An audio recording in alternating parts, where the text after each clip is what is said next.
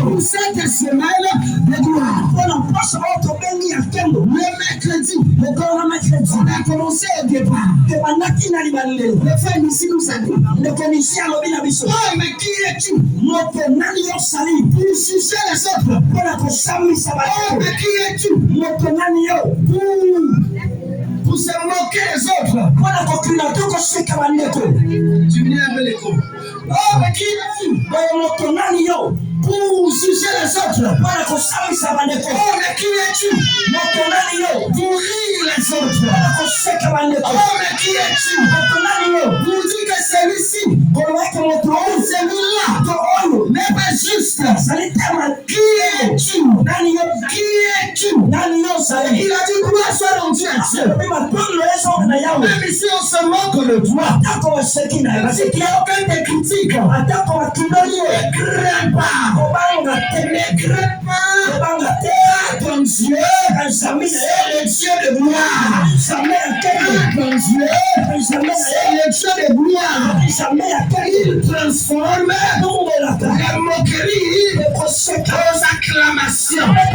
Il transforme le jugement en parole merveilleuse. Il transforme la maladie en la guérison. Alléluia. Amen. Il a dit ne crains pas. Moi ne crains pas. Parce que nous avons un Dieu qui s'appelle le Dieu de gloire. Le Dieu de gloire. Le jeudi, on est venu le faire ma gloire. Il nous a parlé dans le monde de la gloire de Dieu. Il a dit ceci. Jésus-Christ, c'est lui-même l'incarnation de la gloire. Et il a dit ceci. Au commencement, était la parole. La parole était avec Dieu. Et la parole était Dieu. Cette parole s'est faite chair. Elle a habité parmi nous. Elle s'est manifestée. Et nous avons vu sa gloire. Et nous avons vu sa gloire. Et il dit ceci. Jésus-Christ lui-même, il est la gloire. On ne va pas chercher ailleurs. Jésus, lui qui est la gloire. Est-ce que quelqu'un peut dire amen?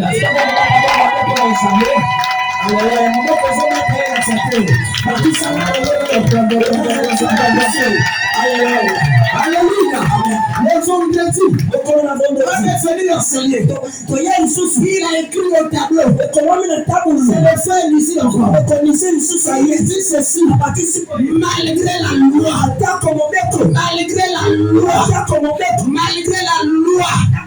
c'est lui dans ce passage-là. Esther. Il y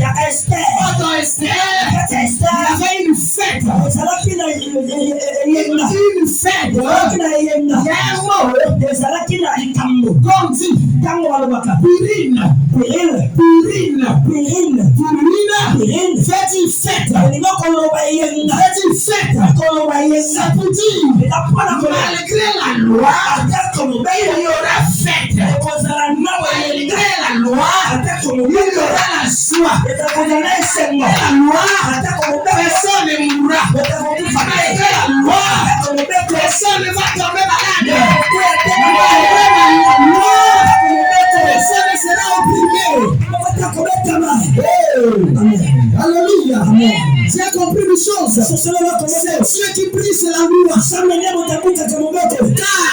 Car selon la nature humaine, pour que l'enfant soit né, il faut qu'il y ait contact entre l'homme et la femme. C'est la loi établie. Mais Dieu, qui est lui-même le souverain, il est capable de briser la loi. Il est capable qui épuisait la loi. Il est venu à Marie. Il dit Marie, tu enfantera un fils. On l'appellera Jésus. Marie n'était pas en contact avec son mari. En réalité, la loi dit la femme doit partir avec son mari avoir un enfant. Depuis cette loi, Jésus-Christ va naître en dehors de cette loi. C'est pour te dire bien aimé, s'il y avait des lois établies dans ta maison, s'il y avait des lois établies dans ta famille, s'il y avait des lois établies au travail, s'il y avait des lois établies dans ton quartier, mais tu as un Dieu, mais lui c'est la loi. Tu as un Dieu, c'est le but de pas. Tu as un Dieu, qui a la gloire avec lui. Alléluia. Donne-moi la main pour que ça avance. Donne-moi la main.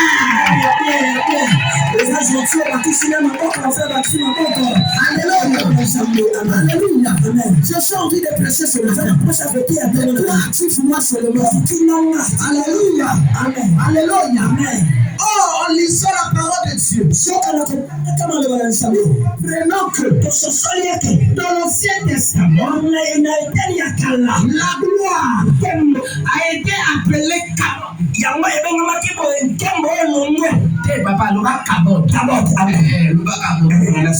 La gloire en hébreu, Kabod. Non, Ikabod, voilà. Ikabod, c'est le contraire maintenant. C'est que la gloire est bannie. Mais quand on dit Kabod, c'est la gloire. Amen. Alléluia. Amen. Dans l'Ancien Testament, on parlait de la gloire. On parlait de Kabod. Voilà pourquoi Moïse, il va dire au Seigneur, oh Père, fais-moi voir ta gloire. Fais-moi voir ta gloire. Exode 33, verset 18. Là, Moïse dit, fais-moi voir ta Kabod. Alors, bien aimé, quand on est arrivé au Nouveau Testament, on a dit le mot gloire en grec. Et le mot là, c'est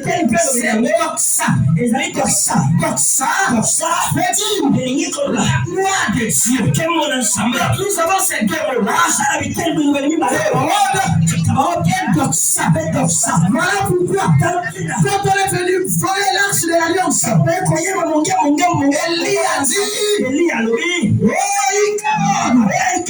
la gloire de Dieu est bannie en Israël. Parce que l'arche de l'Alliance représentait la gloire de Dieu, la présence de Dieu. J'aurais dit à quelqu'un, la gloire de Dieu se manifeste pour voir en live avec des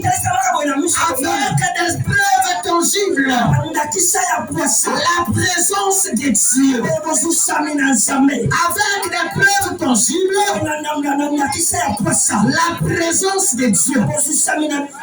C'est pourquoi au Mont Sinaï, la gloire de Dieu a rempli la montagne et il a couvert la montagne.